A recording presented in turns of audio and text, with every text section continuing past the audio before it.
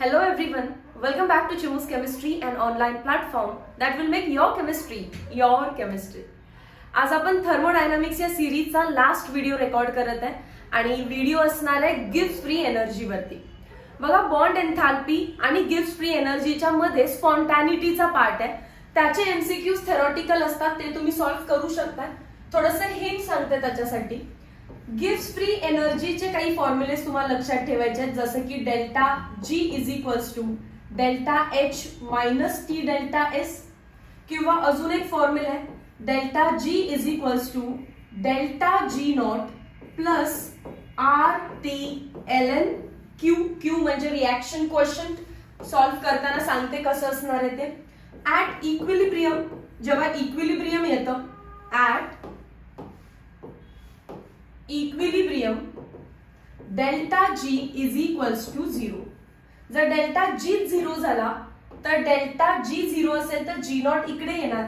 Delta G naught sign minus G minus R T L N equilibrium साठी लिहूया आपण के equilibrium. Reaction question तुम्हाला फार रेअरली काढावा लागेल, पण most of the time equilibrium condition असणार आहे. सो फॉर्म्युला होईल delta G not is equals to minus R T L N K, that is गिव्स free energy in its standard state. Formula number 1 delta H minus T delta S. Formula number 2 delta G is equals to delta G not plus R T L N K. Formula number 3 at equilibrium delta G not is equals to minus R T L N Q. हे 3 फॉर्म्युले. आता next काही hints directly. जर reaction spontaneous आहे, reaction takes place on its own, तर Gibbs free एनर्जीची value negative असते. Delta G is less than zero for spontaneous reactions. For spontaneous process म्हटलं तरी पण चालेल.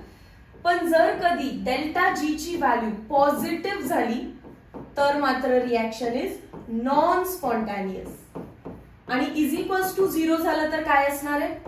तर मॅम तुम्हीच आता सांगितलं इज इक्वल्स टू झिरो असेल तर रिॲक्शन इज इन इक्विलिब्रियम. हे क्लिअर आहे? सोबतच आता एंट्रॉपी पण सांगते, जो आपला सेकंड लॉ ऑफ थर्मोडायनामिक्स आहे. एंट्रॉपी, कोणती entropy? Total entropy. System plus surrounding always goes on increasing, म्हणजेच पॉझिटिव्ह असते. या साईडला घेऊया. सेकंड लॉ ऑफ थर्मोडायनामिक्सचं mathematical statement. Total entropy.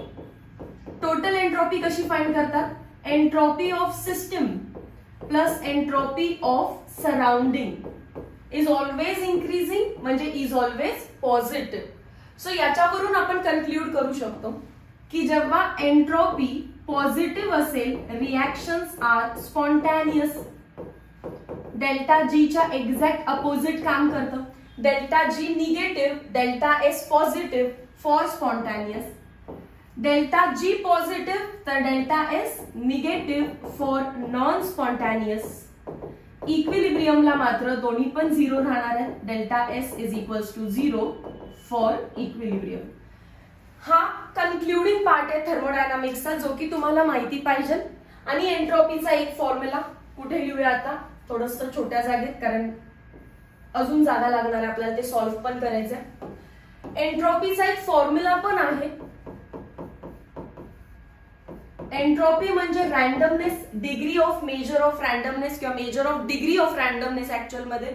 So delta S is equals to Q reversible upon T, that is equals to delta H by T. Sign positive आहे, लक्षात ठेवा दोन्हीसाठी. क्यू पण पॉझिटिव्ह, डेल्टा एच पण positive. आणि एंट्रॉपीचं unit त्याच्यामुळे काय बनणार आहे? वरती हीट आहे, दॅट इज जूल. खाली टेम्परेचर आहे, जूल केल्विन इनवर्स. या काही गोष्टी तुम्हाला माहिती हव्या. Question number 150. Free energy change, that is delta G, for a reversible reaction at equilibrium. At equilibrium, delta G is equals to 0. Option number A. Question number 151.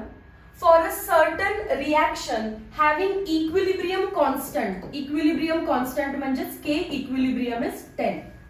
The standard gives free energy. Standard gives free energy म्हणजे delta G naught. Delta G नॉटचा कोणता formula आहे? Minus R T L N K equilibrium. पण आपल्याला ln नको असेल तर त्या व्हॅल्यूला आपण 2.303 ने मल्टिप्लाय करतो r into T, so that ln चं कन्वर्जन होईल log to the base 10 equilibrium, that is k equilibrium. Values put करून घेऊया. डेल्टा जी नॉट आपल्याला फाइंड करायचं आहे. So let us start. That is equals to minus 2.303. R ची value 8.314. Hold करा.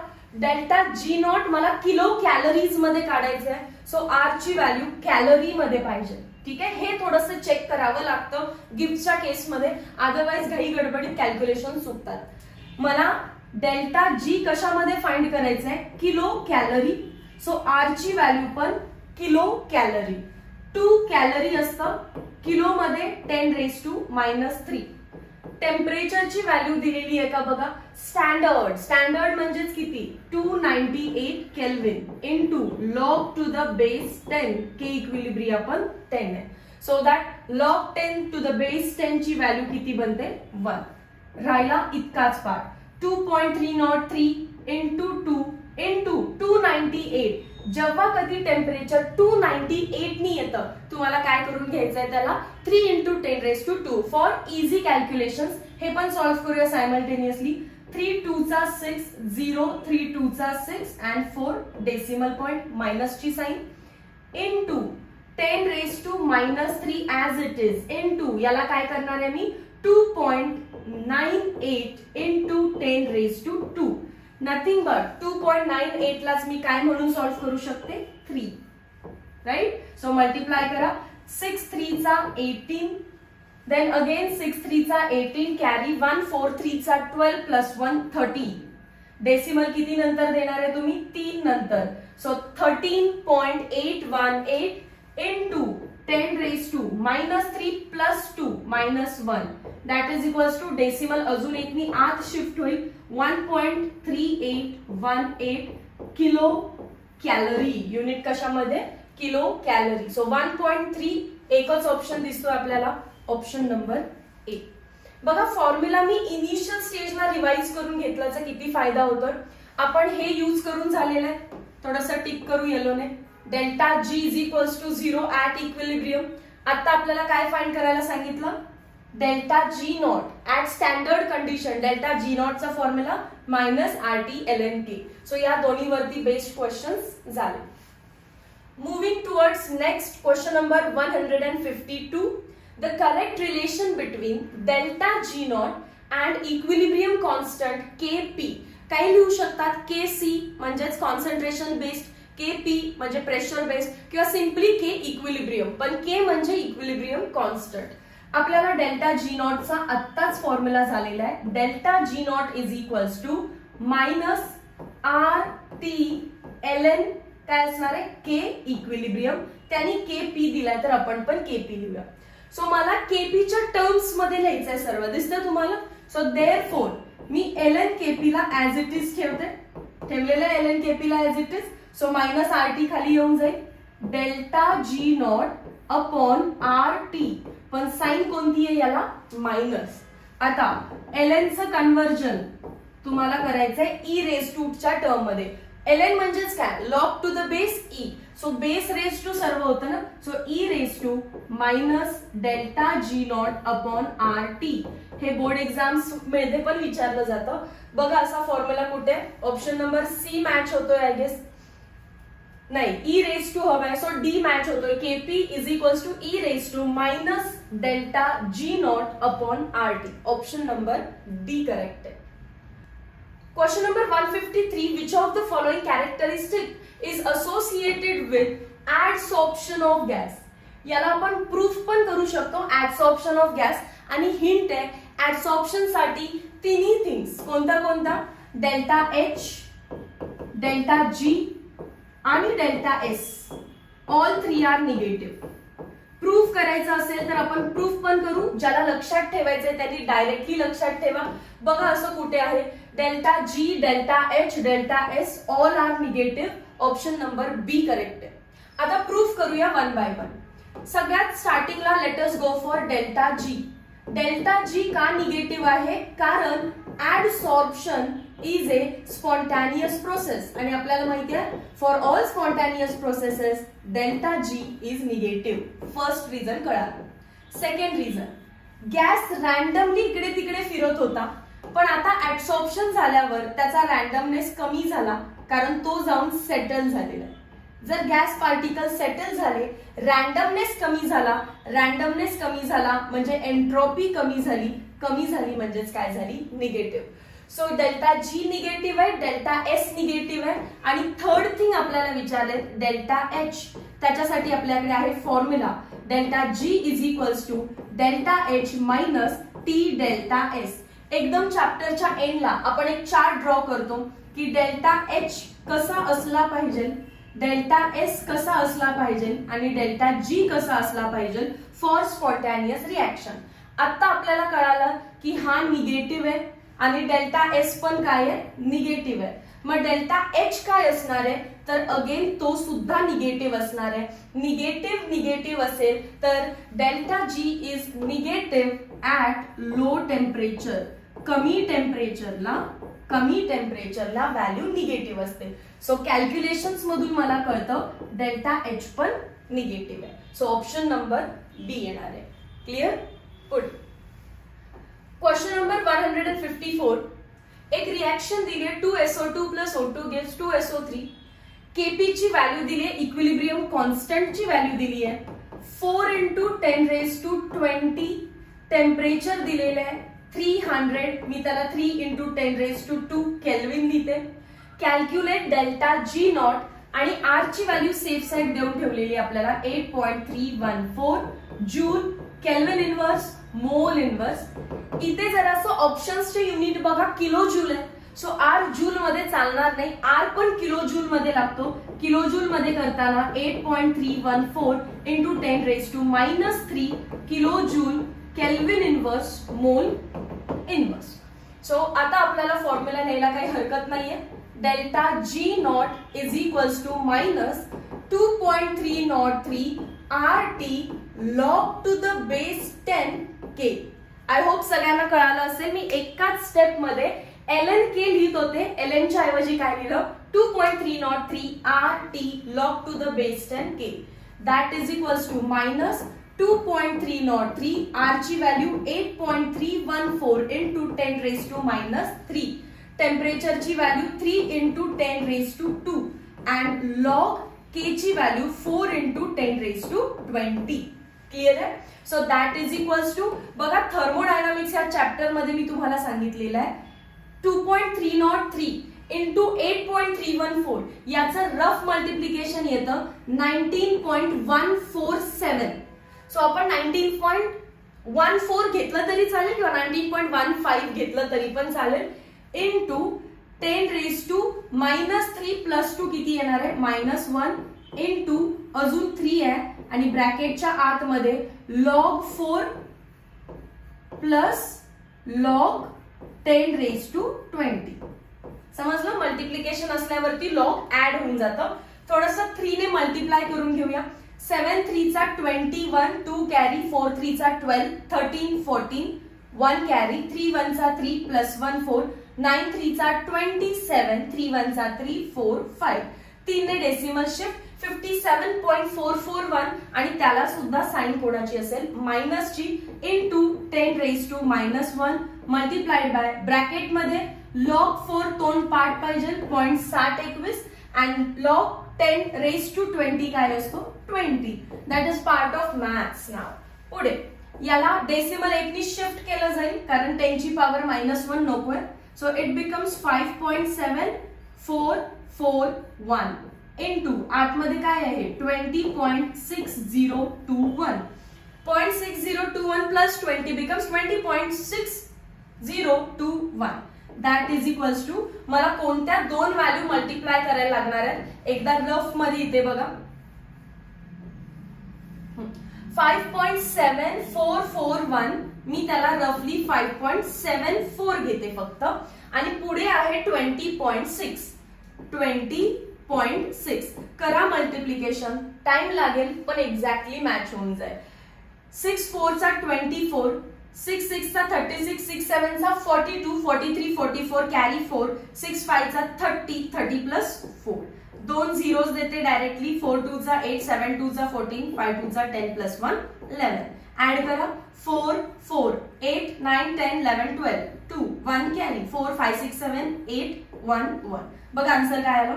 1 1 8 2 4 4. Decimal किती नंतर द्यायचे. 1 2 3 म्हणजेच 118.244 आणि युनिट किलो जूल. कारण किलो जूल मध्येच करण्यासाठी मी इथे युनिट कन्वर्ट केलेलं. 118 असणार आहे. So option number C 118. का डी साइन कोणती आहे. साइन कुठे चुकली आहे का बघा. मायनसची साइन घ्यायला विसरलेले, फक्त चुकलेली नाहीये. मायनसची साइन म्हणजेच ऑप्शन नंबर सी -118.3 येतो. Okay. Moving towards next question, 155. Calculate delta G for the reaction at 300 Kelvin. A plus B gives C plus 2D. आणि खासियत ही आहे की सगळे गॅसेस आहेत. डेल्टा G नॉट ची व्हॅल्यू दिली आहे. पार्शल प्रेशर्स पण दिलेत. डेल्टा G फाइंड करायला सांगितलाय.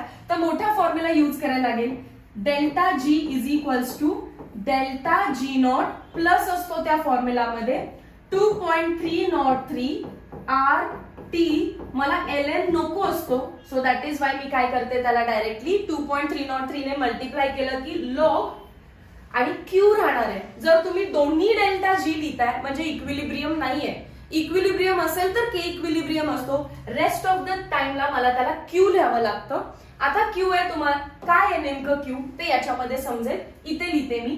Q is reaction question concentration of product upon concentration of reactant. पण गॅस असेल तर आपल्याला पार्शल प्रेशर घ्यायला लागतात. So partial pressure of product कोण आहे D raise to stoichiometry. Partial pressure of C raise to stoichiometry काहीच नाही म्हणजे 1. So partial pressure of A raise to 1, partial pressure of B raise to 1. So partial pressures of products upon reactant raised to their stoichiometry is nothing but Q. D चा partial pressure आहे 4. So 4 चा square.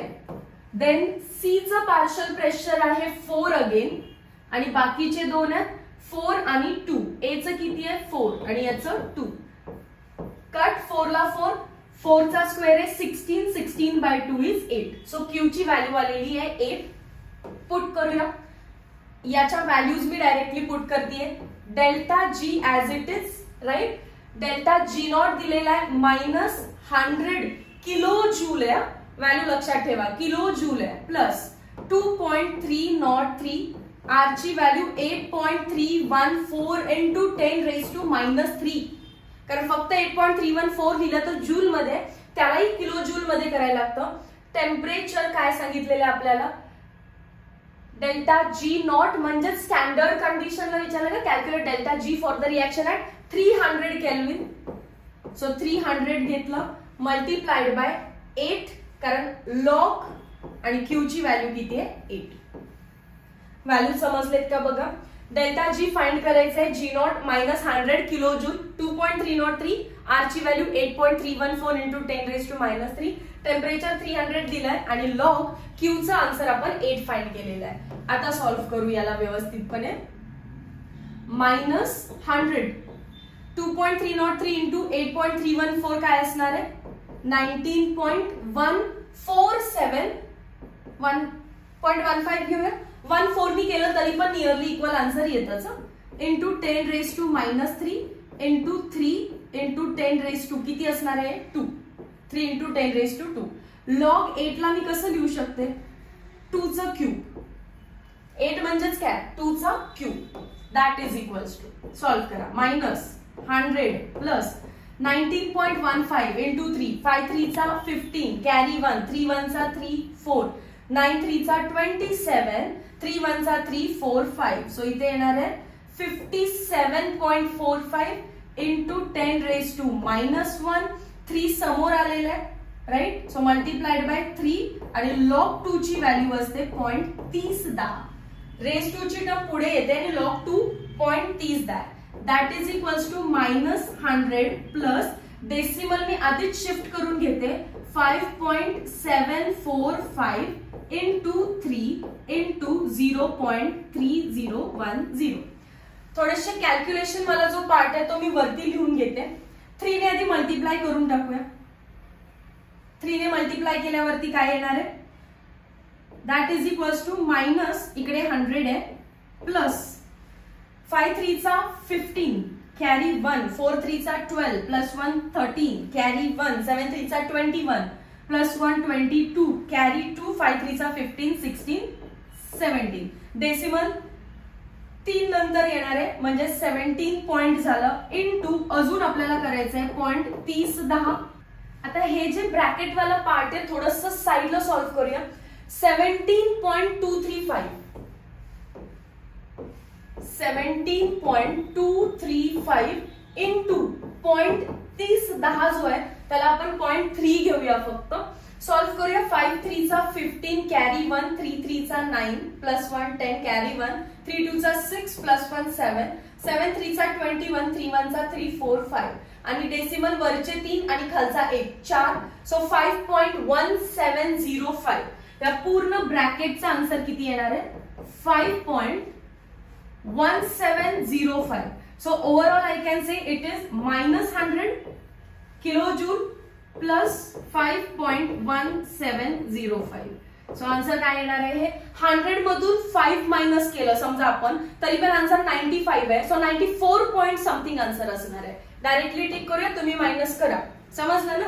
100 मधून 5 गेलं तरी answer काय येतं 95, पण आपण 5 पेक्षा जास्त व्हॅल्यू मायनस करतो. सो 94 पॉइंट समथिंग आन्सर असणार आहे आणि that too in negative sign. I hope clear झालं असेल. मोठा फॉर्म्युला यूज केलाय बिकॉज इक्विलिब्रियम नाहीये. क्यू म्हणजेच concentration of product upon reactant, पण गॅसच्या केसमध्ये प्रेशर, सो प्रेशर दिलेलं आहे. आधी क्यू फाइंड केला मग व्हॅल्यू पुट केली. सगळ्यात इम्पॉर्टंट आहे किलो जूल किलो कॅलरी हे बघणं, कारण त्यानुसार आर ची व्हॅल्यू डिपेंड राहते, बदलत राहते. Moving towards next question 156. Delta H and delta S are दोन्ही व्हॅल्यूज दिलेत आपल्याला. Delta H is 40 kilo joule per mole and delta S is 0.050 kilojoule per mole. Okay. At 1 atm pressure, the temperature at which free energy change is 0 and the nature of reaction below this temperature is. Below this temperature. Okay. सगळ्यात पहिल्यांदा जो delta G चा formula होता, delta G is equals to delta H minus T delta S. आता बघा ते म्हणतायत which the temperature at which, असं temperature at which free energy is 0.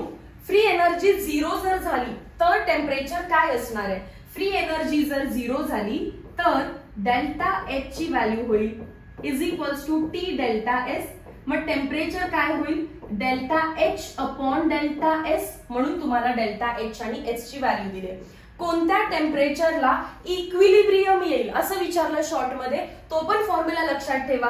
Delta H upon delta S.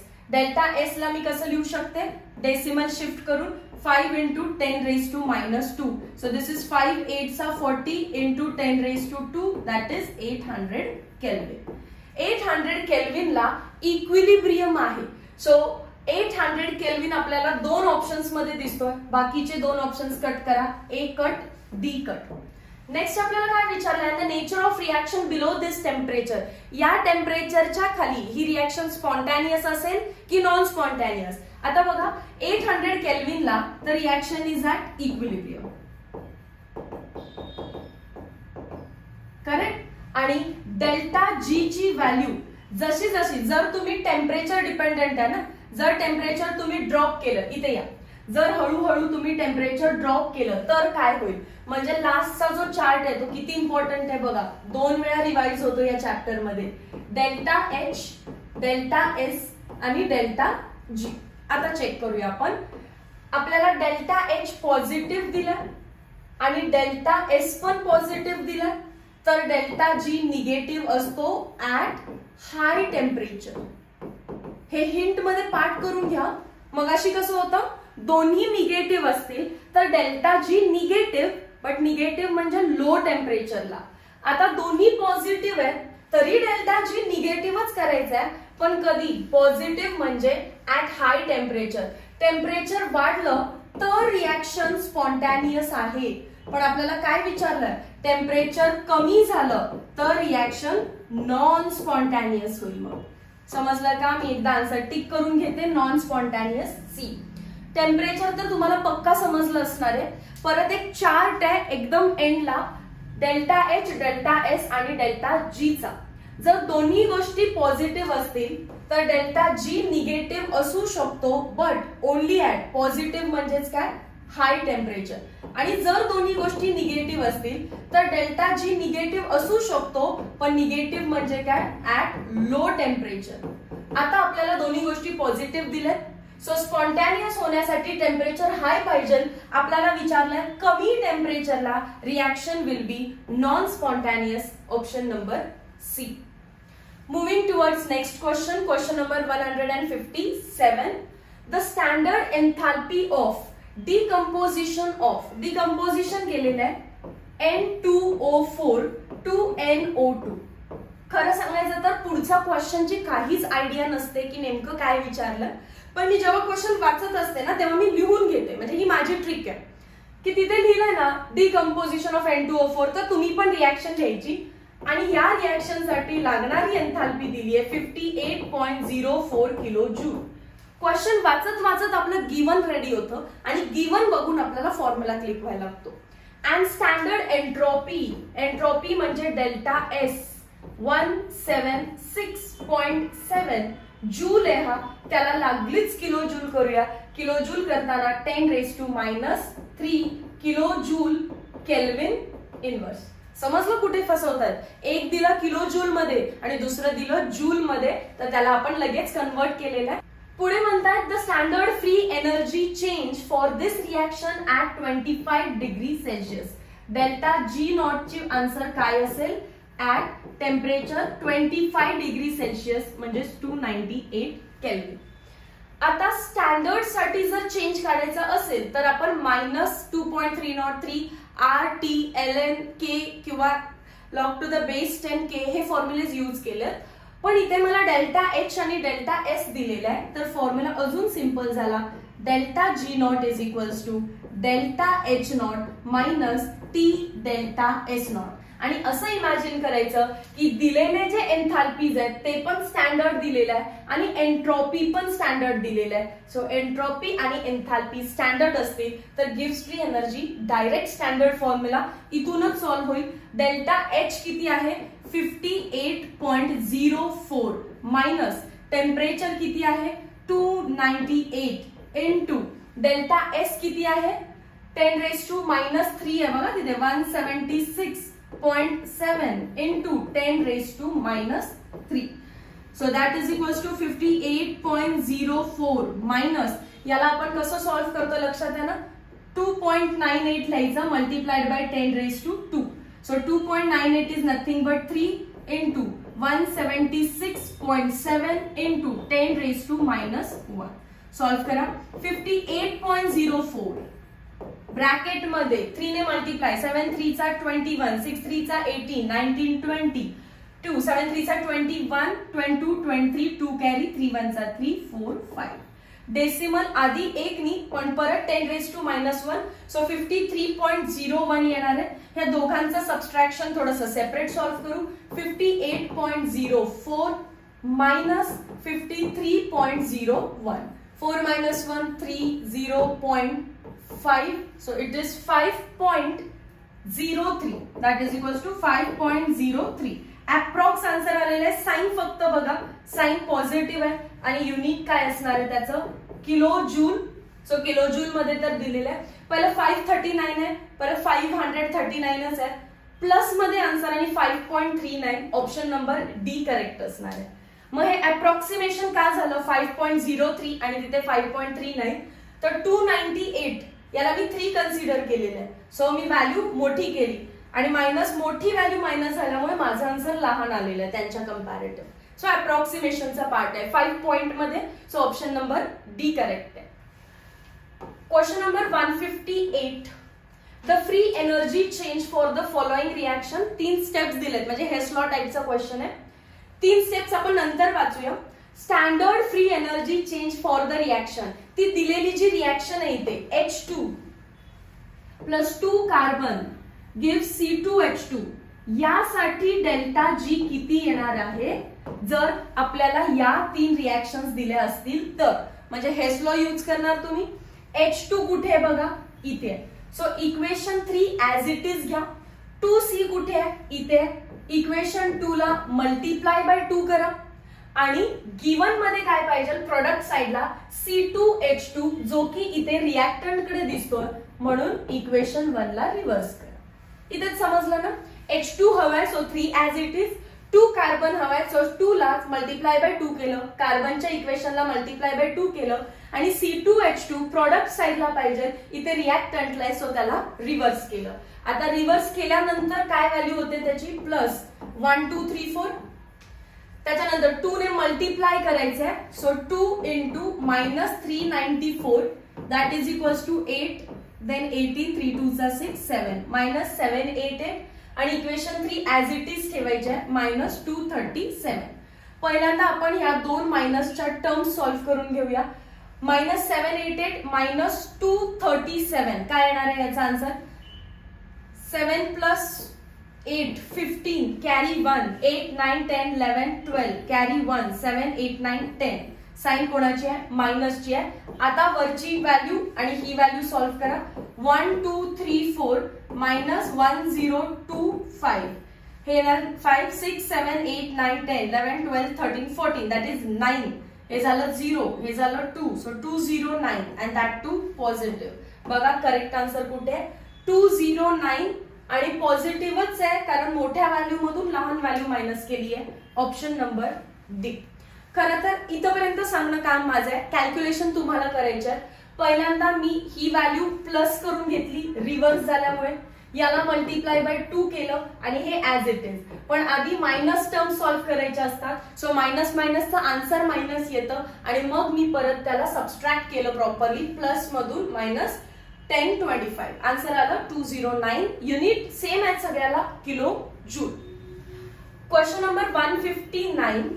एक रिएक्शन दिली आहे, डेल्टा G0 दिलाय, R दिलाय आणि KSP विचारलाय. KSP म्हणजेच solubility product, but solubility product पण इक्विलिब्रियमलाच येतो ना. सो इक्विलिब्रियम कॉन्स्टंटच विचारलाय. कोणता formula, delta G0 is equals to -2.303 R into T log to the base 10. आता K इक्विलिब्रियम लिहायच्या ऐवजी काय लिहू शकता तुम्ही, KSP. तिथे KC येईल, KP येईल, K इक्विलिब्रियम येईल किंवा KSP येईल. सगळ्याचं मिनिंग इक्विलिब्रियम कॉन्स्टंट असणार आहे. डेल्टा G0 ची व्हॅल्यू किती दिली आहे, +63.3. लक्षात ठेवा किलो जूल आहे. -2.303 R ची व्हॅल्यू 8.314 नाही फक्त, तर मल्टिप्लाइड बाय 10⁻³ किलो जूल मध्ये करायचंय त्या व्हॅल्यूला सुद्धा. टेम्परेचर किती दिलेलं आहे, 25 डिग्री सेल्सिअस म्हणजे 298 kelvin. Log to the base 10 KSP आपल्याला फाइंड करायचंय. खूप इम्पॉर्टंट क्वेश्चन आहे, थोडस या सेशनचा टफ क्वेश्चन आहे हा. So that is Y therefore मला लॉग KSP सॉल्व्ह करण्यासाठी आधी बाकी सगळ्या व्हॅल्यूज मी फाइंड करून घेते. +63.3 is equals to 2.303 into 8.314 is 19.147 into 10⁻³ into यालाच मी काय घेते रे, 2.98 into 10⁻². सो -3 आणि +2 सॉल्व्ह इथेच करूया, थोडस जागा वाचवते. इथे +1 हे सॉल्व्ह केलं, +1 आणि 2.98 ला 3 मानतो आपण. log to the base 10 KSP. Similar calculations आहेत, आता समजले असतील. सो 3 ने मल्टिप्लाय करा, 7 3 चा 21, 4 3 चा 12, 13 14, 3 1 चा 3 + 1 4, 9 3 चा 27, 3 1 चा 3 4 5 डेसिमल 3 नंतर sign -G 10⁻⁻1 log to the base 10 of KSP. That is equals to decimal shift करा, 5.7441 इंटू log KSP. फायनली मी इकडे काय लिहू शकते मग, log KSP is equals to log of KSP is equals to plus 63.3 divided by 5.7441. आता हे calculation करणं सगळ्यात इम्पॉर्टंट पार्ट बनतो. हे अप्रॉक्सिमेट लेवलला गेलं तर हे फार जवळ आन्सर आहे. पॉवर डिफरंट आहे खरं तर, पण त्याने काही फार फरक पडणार नाहीये. बघूया काय होतं. याला जर आपण सॉल्व्ह करायला गेलो 5.7 ने, समजा आपण 6 ने सॉल्व्ह केलं, पण मी रफ मध्ये करणार. 63.3 आणि 5.7 ला मी 6 असं कन्सिडर केलं तर 6 1 चा 6, देन 0, 6 5 चा 30, 6 5 चा 30, 10.55 येतं, पण खाली 5.7 आहे. न्यूमरेटर जर आपण मोठा केला तर आन्सर लहान यायला लागतं. 10.55 पेक्षा मोठा आन्सर घ्यायचा आपल्याला. मग आपण जवळपास त्याला 11.1 घेऊया. आता हे कॅल्क्युलेशन मी आधी करून बघितलेलं आहे, सो आय नो की ते 11.1 येत आहे. पण मी अंदाज पण कसं लावला, जर मी 6 ने सॉल्व्ह केलं तर 10.55 येतं. त्याच्यापेक्षा जास्त मोठा आणायचंय तुम्हाला. तुम्ही 11 जरी आणलं तरी पण चालतं. एक्झॅक्ट 11.1 तर येणार नाही बिना कॅल्सीचं. ठीक आहे. सो मी याचा असंच ठेवते. सॉल्व्ह कसं करायचं बघा. लॉग केएसपी आहे हा. मग फक्त केएसपी काढायचा असेल तर तो काय बनेल, अँटी लॉग ऑफ. साइन कोणती आहे याला, -5.7 आहे, सो याला पण minus, anti log of -11.1. Ionic इक्विलिब्रियामध्ये आपण क्वेश्चन सॉल्व्ह केलेत. कसं फाइंड करायचं, अँटी लॉग ऑफ -11 आणि तो कोण आहे -0.1. दोन पार्ट करायचे याचे, -11 -0.1. पहिल्यामध्ये करायचं -1, दुसऱ्यामध्ये करायचं +1. दॅट इज इक्वल्स टू, हे काय आलं, अँटी लॉग ऑफ -11 -1 काय येणार आहे ते -12, but you should write it as 12 bar. 0.1 -0.1 इज 0.9.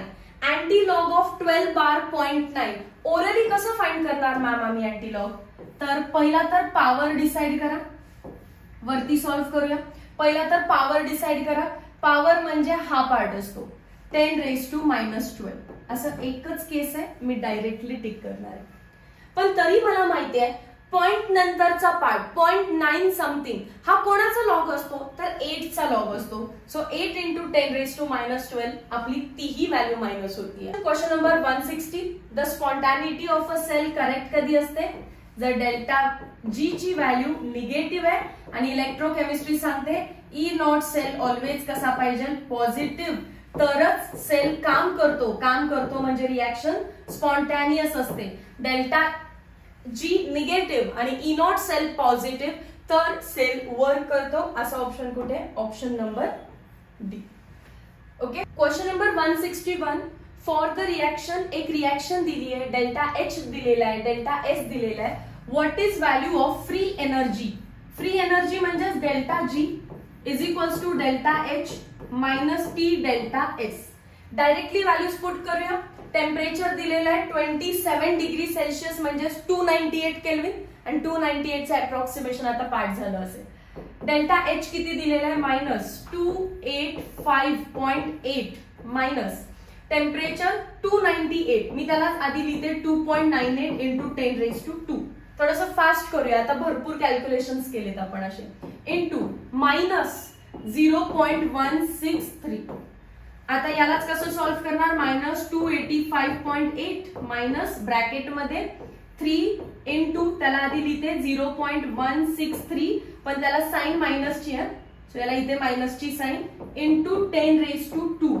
That is equals to -285.8. ही आतमधली मायनसची साइन, ही बाहेरची मायनसची साइन होईल, प्लस 3 3 चा 9, 6 3 चा 18, 3 1 चा 3, 4 डेसिमल 3 नंतर आहे, पण परत मला शिफ्टच करायचंय ना, सो मी आधीच शिफ्ट करते. 48.9. सो याला सॉल्व्ह करा. -285.8 आणि 48.9 सबस्ट्रॅक्शन करायचे आपल्याला आणि साइन मायनसची द्यायची आहे. सो हे झालं 18 - 9 9, हा झाला 4, त्याचा झालं 14, 8 9 10 11 12 13 14. So this becomes 6. हे झालं 7 4 5 6 7, सो 3 236.9 अँड युनिट सगळ्याचे किलोजूल पर मोलच आहे. साइन मात्र असणार आहे negative. Okay. Moving towards next question. And last last question number 162. For melting 3 moles of water at 0 degrees Celsius, at 0 degrees Celsius, melting of ice म्हणजेच H2O solid to H2O liquid is at equilibrium. आणि equilibrium मध्ये delta G ची value 0च असते, किती पण moles असू दे. So option number ए बरोबर आहे ना रे. 0 डिग्री सेल्सिअसच्या वरती गेलं तर ही रिएक्शन फॉरवर्ड डायरेक्शनला फेवर होईल. But at 0 degree celsius solid and liquid are in equilibrium state. So delta G is equals to 0. So इथे आपला थर्मोडायनामिक्स फायनली संपलेला आहे. Meet you in next video lecture with new chapter. Till then, thank you so much.